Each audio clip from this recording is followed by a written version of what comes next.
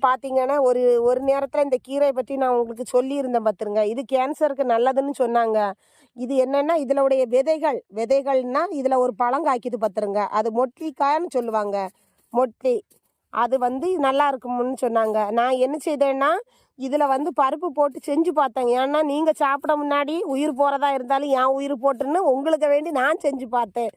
பார்த்ததுல தான் தெரியுது மக்களே. இது என்ன பாரு கசப்பு. வேப்பந்தழை கூட இப்படி கசக்காது மக்களே. நம்பி திரும்பி யாரும் சொல்றாங்கன்னு நீங்க நம்பிராதுங்க. இந்த கீரைகளை எடுத்து சாப்பிடாதுங்க.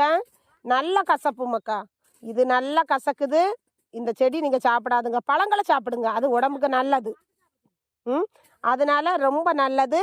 இந்த மாதிரி வீடியோவெல்லாம் கண்டிப்பா கேளுங்க. சரியா? யூடியூப்ல எது எதெல்லாம் போடுறாங்க உடனே வீட்ல பருப்பை போட்டு கடைஞ்சிராதுங்க. அதெல்லாம் பாருங்க உடம்புக்கு. இது நம்மளுக்கு ஒத்து வருமா? இது நல்லா இருக்குமான்னு பார்த்துட்டு செய்யுங்க. என்ன மக்களே? சரியா?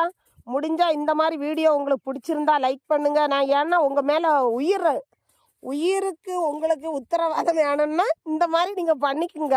அவங்க சொல்றாங்க இவங்க செய்யறாங்கன்னு சொல்லிட்டு இதெல்லாம் செஞ்சு விபரீதமா உயிர்களை பலியாக்கிறாதுங்க. அவ்வளவுதான் சொல்ல முடியும்.